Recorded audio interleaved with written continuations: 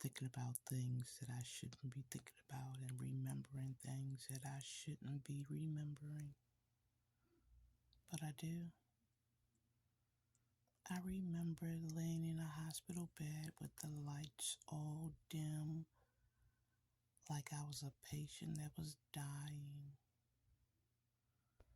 I remember being naked in Dennis Humphrey red truck in the cold seats.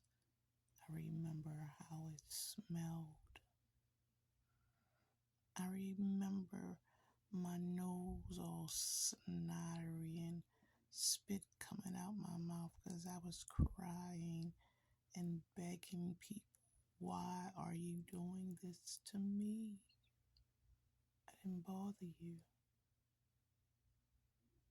I remember being raped by several different people I knew.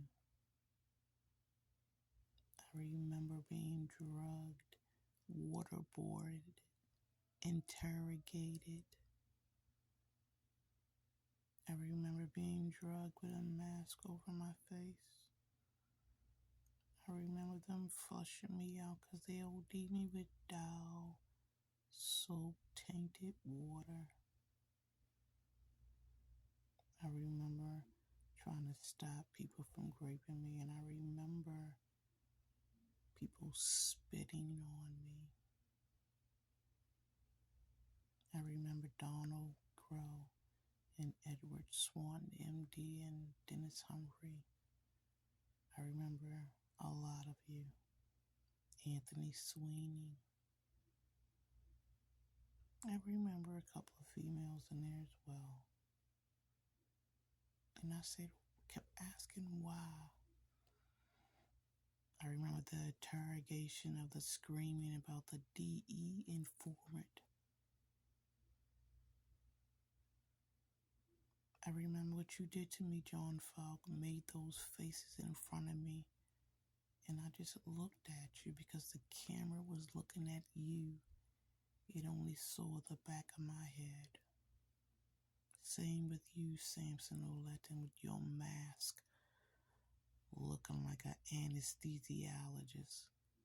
And you too, Deborah and Floyd, who never came into my room at all.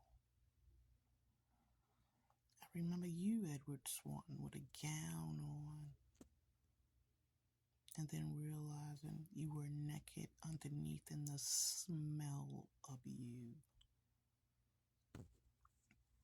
I asked several questions. I said, if this is a mental hospital, where are the police?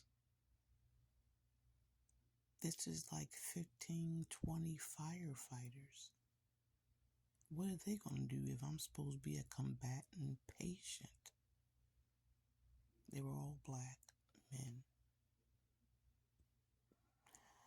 I also said, why am I sitting out here waiting for a room in this wheelchair? And then when I get that back to the room, I gotta wait for them to change the bed because the bed is broke. And those 2 times is when I left the area I was in. I was in several different rooms. A room with laundry, a room with a television, a room with a bed that would not move, a room with 2 cameras, one above and one behind. And I asked the question, if this is a psych ward at St. Agnes Hospital, where you shouldn't have been taking me no damn way, why do I have a gown with a string on it? It took me from March to August of 2022 to find out why. But I already knew it was a murder hit because by then I remembered who Murray Ann Boyd was. And I found that her husband was a felon. He liked breaking into brown-skinned women's homes And yet when I called the police, they said, well, we don't do no fingerprinting. But you could go on a computer like I did and look up that man next door to me and find out that he like breaking into people's houses. My front door is cracked.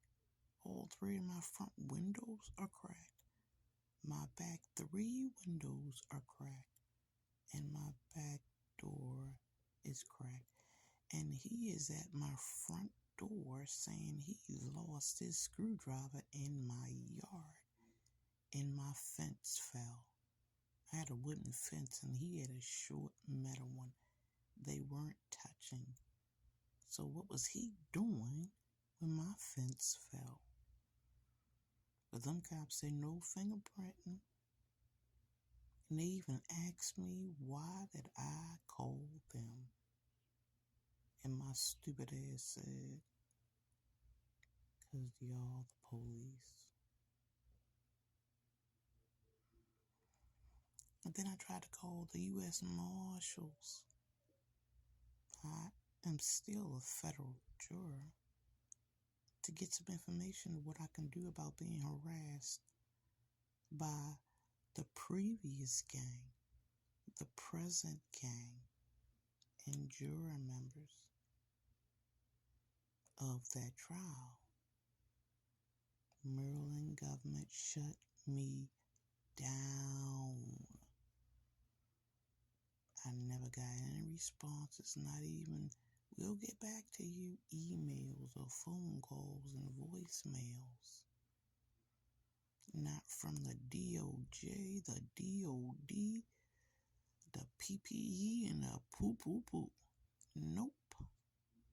And I thought, no, it ain't 'cause I'm brown skin. Until I asked Mallory. Told her everything. About 10 days before they took me. She never responded. The only time that reporter responded is when I said Marianne Boyer was occurring. Oh, she responded. I told her to go the fuck off. Because it was never a white and black thing or a black on black thing. Marianne Boyer put out the lie that me and Bathsheba Dixon and Margaret Dixon were having a fight. It was a lie. They were fighting with me, but I ignored them sisters. They did not matter to me. But they kept doing that lie, and I still ignored it. Even when Bathsheba Dixon's children got involved. Even with little T-Ray from Sandtown got involved and started breaking into my house and raping me while I was asleep under the direction of Antoine Mason Sr. and Stephanie Newman.